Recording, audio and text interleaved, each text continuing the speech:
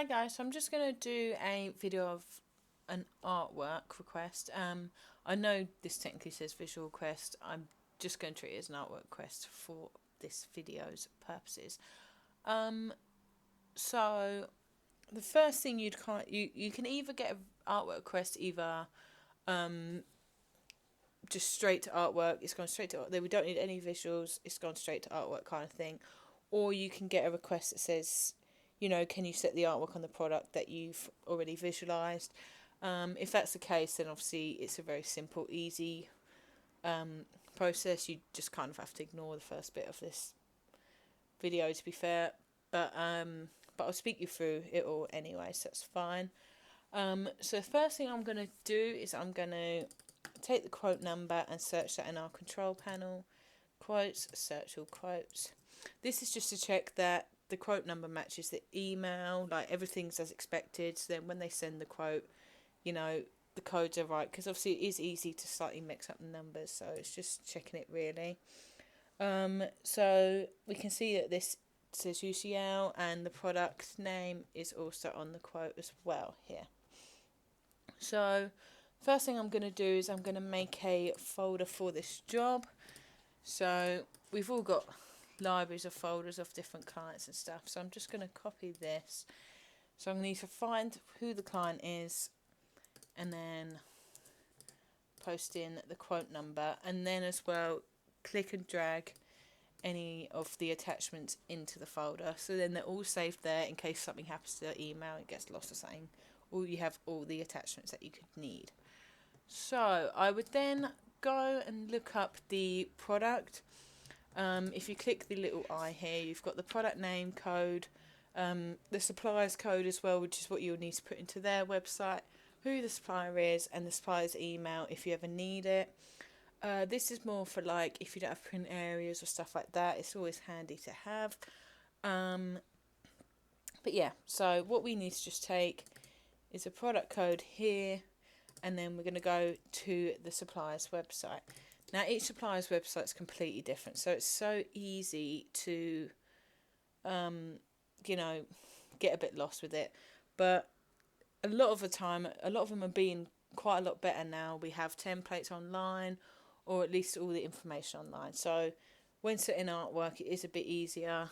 But if you ever don't, obviously, like I said, we've got their emails if you ever need to contact them, or we can ring them on the phone, or a sourcing specialist can jump on, or whatever. So that's all fine. So I've opened up the product page, and as I scroll down I can go to printing options. Obviously there's a variety of different printing options, but when I refer back to her email, she has said price is based on this print area. So it's just checking that firstly that print area exists, that it's the same. Again, easy to make like a little spelling error or something. So I know that it's going to be this big. So the first thing I'm going to do is I'm going to make an artboard of that size. So 180 by 80. And then, because I know in the email it says black product, I'm changing it to blue because it doesn't have any black. So what I'm going to do is I'm going to create a rectangle of that size, because I know the artwork's being printed in white, so I want to be able to, because we don't want to send it off and then them go, oh, there's nothing in that file. It's nice to just be able to see what you're working with. So I'm just going to put that in the middle and then lock that layer as well, so the factory knows, it's not something that we want them to print. So let's open the artwork she gave us. So copy it over. Oops. And then paste it in. Unless you specified size, you kind of have to just gauge what you think is best. Just because it can be 180 wide doesn't mean it should.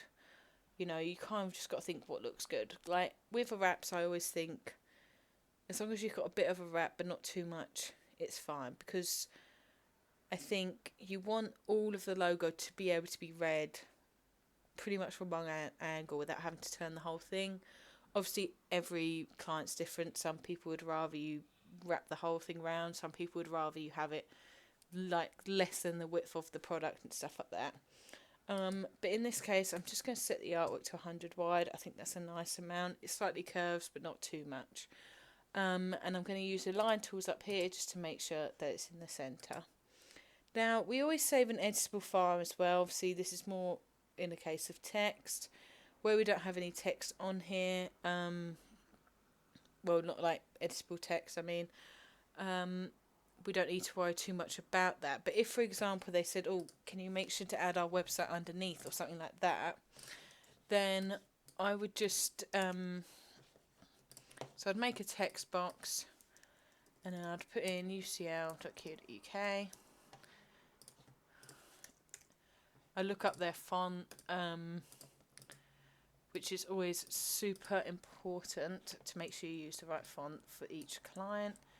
I'd put it wherever they've asked me to put it, if they've specified a specific place. Put www. And if we save this as an editable file, because they could come back and they could say, can we remove the www, that kind of thing. So we just always got to think ahead of, you know, in future if they want to change, how easy can I make it for myself, pretty much. So I'm just going to group those and align them into center and file save as. So I'm going to go into here and I'm going to go A for artwork, University College London. So you want the client name second, then underscore again, and then the file name, not file name, sorry, the product name after. So this just makes sure that, you know, if let's say somebody else does this same bottle, there's a reference if they need it. Like, because, you know, it could be that even they come on again and they say, oh, we have had this bottle before, but can we have it without this? Like, you're making sure that there's a track record so we can go back and just take off the website, but we know that the logos could be the same width, that kind of thing. And now, because this is going to order, we want to set everything to outlines and make sure it's all fine.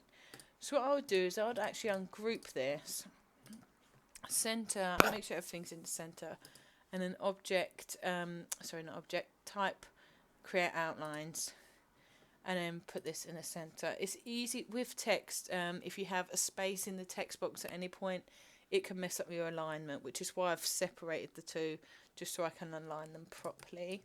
And then again, I can group them because I know that they're both in the center. I just need to center them vertically. And then I would file and save this as a PDF. I would just put F at the front for final artwork, save, change this to high quality print, save again. And then that PDF is then what I'm going to send to Jackie, who's then going to send that to the factory. And then because we've outlined the text, we don't have to worry about them saying, you know, oh, we don't have the font and things like that.